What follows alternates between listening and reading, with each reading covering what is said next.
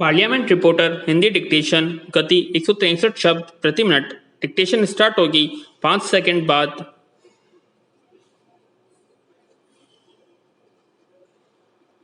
Start. पिछले कुछ सालों से लग रहा था कि आर्टिफिशियल इंटेलिजेंस तकनीकी क्षेत्र पर छा जाने वाला है, लेकिन कोविड-19 महामारी के बाद बदले परिवेश में हो सकता है एआई का भविष्य अंततः हमारे हाथ में हो।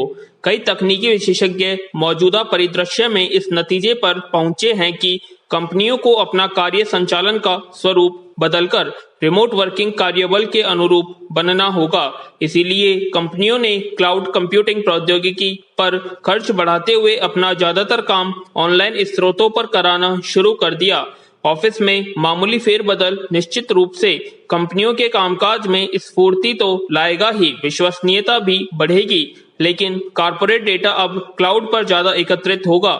इसे देखते हुए कंपनियों को एआई क्षमता बढ़ाना होगा। एल्गोरिदम की प्रामाणिकता बेहतर बनाने से लेकर रोबोटिक संचालन जैसी चर्चाएं हम सुनते आ रहे हैं। व्यापार जगत के दिग्गज सही दिशा में निवेश करें तो नए नवाचारों का अहम समय साबित होगा। एआई कंप्यूटर विज्ञान अनुसंधान पर आधारित है, जो मानवीय बुद्धि के कार्य करने के तौर तरीकों के अनुकरण से संबंधित है।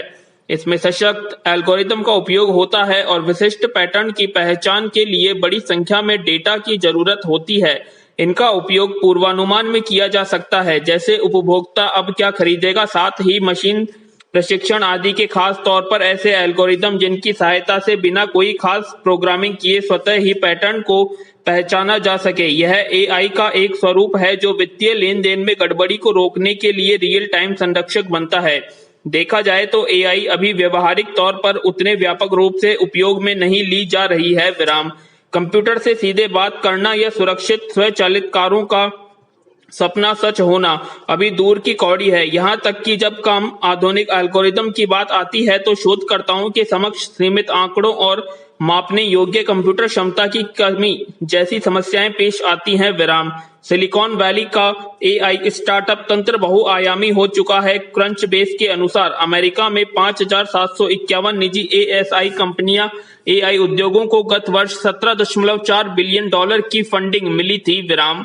इंटरनेशनल डेटा कॉरपोरेशन आईडीसी ने हाल ही भविष्यवाणी की थी कि 2023 तक एआई पर वैश्विक स्तर पर खर्च $9,630 करोड़ तक बढ़ जाएगा, जो कि 2019 में $3,840 करोड़ था। विराम।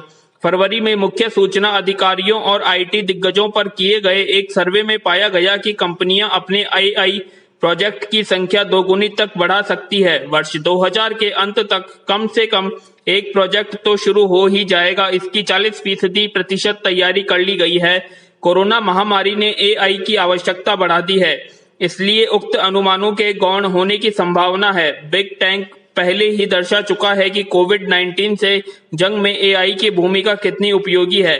जैसे कि Amazon.com ने कमजोर वर्गों की पहचान करने के लिए शोधकर्ताओं के साथ साझेदारी की और भावी महामारी के प्रति चेताने वाले आर्मी वार्निंग तंत्र की तरह कार्य किया। विराम। अमेजन वेब सीरीज के स्टार्टअप ग्राहक ब्लू डॉट ने बड़े पैमाने पर उपलब्ध ऑनलाइन डेटा को खंगालने के लिए मशीनी ज्ञान का इस्तेमाल किया और चीन में कोरोना संक्रमण के फैलने का पूर्वानुमान लगाया। कोरोना संकट में किए गए लॉकडाउन में ग्राहकों के व्यवहार में बदलाव आया है, जिससे एआई में वृद्धि और विकास की संभावना है। ई कॉमर्स बाजार पर नजर डाले तो पता चलता है कि कोरोना संक्रमण से बचाव के चलते लोग ऑनलाइन खरीदारी कर विक्रेताओं को ज्यादा डेटा उपलब्ध करवा रहे हैं। इससे कंपनियों को उनकी प्राथमिकताओं और शॉपिंग की आदतों की जानकारी मिलती है। बैंक ऑफ अमेरिका के ई कॉमर्स पॉइंट के लिए आंतरिक कार्ड व्यय के अनुसार साल दर साल राजस्व दर में वृद्धि देखी गई। जनवरी में यह 13%, फरवरी में 17% और मार्च में 24%, अप्रैल में 73% और मई में 80% रही। लेन देन संबंधी डेटा खुदरा विक्रेताओं और एआई कंपनियों के लिए सोने की खदान साबित हो सकते हैं। इससे वे अपने एल्गोरिदम में सुधार कर सकते हैं, जो व्यक्तिगत सिफारिश और सुझाव देकर बिक्री बढ़ाने में सहायक सिद्ध हो सकता है। विराम। ऑनलाइन गतिविधियों में वृद्धि वर्चुअल कस्टमर सर्विस एजेंट की जरूरत को रेखांकित करती है। इंटरनेशनल बिजनेस मशीन कॉरपोरेशन का अनुमान है कि फिलहाल केवल 20% कंपनियां ऐसी हैं जो एआई प्रौद्योगिकी को प्रोत्साहित करती है। उम्मीद जरूर है कि भविष्य में तकरीबन सभी कंपनियां एआई को अपनाएंगी। आसान सवालों का जवाब देने के लिए कंप्यूटर को अधिकृत कर कंपनी प्रतिनिधि अधिक सार्थक व जटिल संवाद पर ध्यान दे सकेंगे। कंपनियों के लिए कर्मचारियों को फिर से ऑफिस में बुलाकर काम करवाना चुनौती हो सकता है। डेटा एंट्री जैसे कार्यों में कंपनियां एआई आधारित स्वचालित सॉफ्टवेयर को ज्यादा अनुकूल मानने लगे हैं। इससे ऑफिस का हल्का हो सकता है और दक्षता भी बढ़ती है। यूआई पाथ ऑटोमेशन, एनीवेयर और ब्लू प्रिज्म इस क्षेत्र की 3 प्रमुख कंपनियां हैं।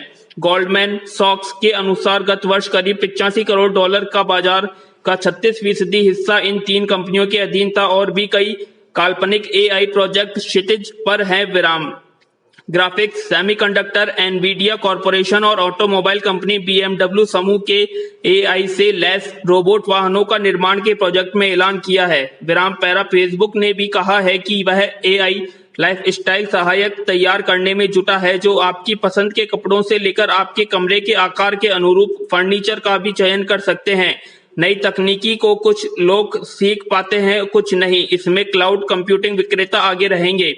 दूसरी ओर प्रौद्योगिकी के इस बदलते दौर में बाजार के पारंपरिक विक्रेताओं के सामने आर्थिक जोखिम है, जो ऑफिस में काम आने वाले कंप्यूटर उपकरण और सॉफ्टवेयर उपलब्ध करवाते हैं।